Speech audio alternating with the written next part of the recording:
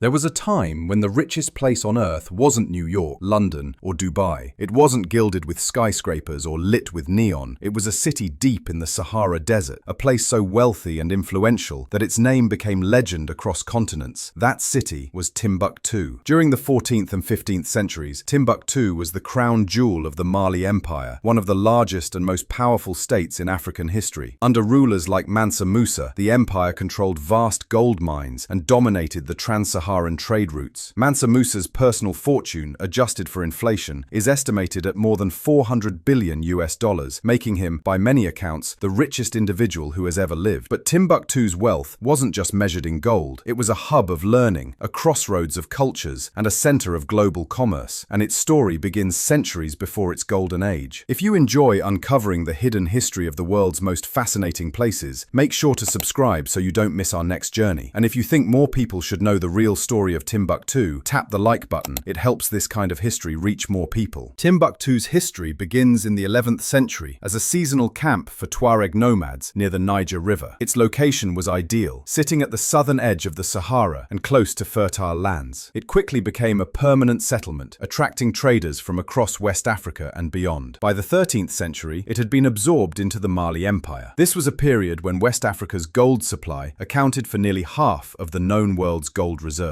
The empire controlled key trade cities like Gao and Walata, but Timbuktu's position made it uniquely valuable. It was the point where desert caravans met river traffic, linking North Africa to the interior. From here, goods like gold, salt, ivory, and slaves flowed north across the Sahara to markets in Morocco, Egypt, and even as far as Europe. In return came textiles, beads, copper, and knowledge, books, manuscripts, and new ideas from across the Islamic world. Mansa Musa came to power in 1312. His reign transformed Timbuktu from a wealthy trade post into a legendary city of gold. In 1324, Musa undertook his famous pilgrimage to Mecca. His caravan reportedly included 60,000 people, 12,000 slaves in silk, and 80 camels carrying hundreds of pounds of gold each. Along the way, he distributed so much gold in Cairo that he caused a decade-long drop in its value. This pilgrimage wasn't just religious, it was a display of wealth and power that put Mali and Timbuktu on the map of every major trader and scholar in the Muslim world. Musa returned with architects, scholars, and artisans, commissioning mosques and madrasas that still stand today. One of his greatest legacies was the expansion of the Sankore University, a center of learning that drew students from as far as Cairo, Fez, and even southern Europe. At its height, Timbuktu housed over 25,000 students, and its libraries contained hundreds of thousands of manuscripts. During its golden age, Timbuktu's markets overflowed with goods. Gold dust was used in everyday transactions. Salt cut from mines in the Sahara was so valuable it was traded ounce for ounce with gold. Merchants sold fine textiles from North Africa, spices from the Middle East, and rare books copied by hand. Caravanserais, or inns, bustled with travelers. The air was alive with the sound of different languages: Songhai, Twiya, Arabic, Mande, and more. But Timbuktu's greatest wealth was intellectual. Books were considered more valuable than gold. Rich merchants and scholars built vast libraries, and scribes worked tirelessly to copy religious texts, legal treatises, scientific works, and poetry. Some collections contained works on astronomy, mathematics that were centuries ahead of their time. Quick question for you. If you could visit Timbuktu at its peak, what would you explore first? The bustling markets or the vast libraries? Let me know in the comments, and if you're enjoying this journey through history, give the video a thumbs up. It tells YouTube this is worth sharing. Timbuktu's fortunes began to shift in the late 15th century. The Mali Empire weakened, and the city fell under the control of the Songhai Empire. For a time, Timbuktu remained wealthy and influential, but in 1591, Moroccan forces armed with muskets invaded. The occupation disrupted trade and scholarship. Many scholars were killed or taken north, and Timbuktu's role as a major trade hub diminished as new Atlantic trade routes bypassed the Sahara entirely. By the 17th century, the city's golden age was over. It became a remote outpost, its wealth and influence fading into memory, though its manuscripts and architectural wonders remained as a testament to its past glory. Today, Timbuktu is a shadow of its former self, a small, dusty city in Mali, but it remains a UNESCO World Heritage Site, and thousands of manuscripts are still safeguarded by local families. In recent years, efforts have been made to preserve these treasures, especially during conflicts that threatened their destruction. Timbuktu's legacy is more than just gold and trade. It's a symbol of Africa's deep contributions to global history, science, and culture. It reminds us that wealth isn't only material, it's also measured in knowledge, art, and ideas. Thank you for watching. Subscribe for more deep dives into the world's incredible histories.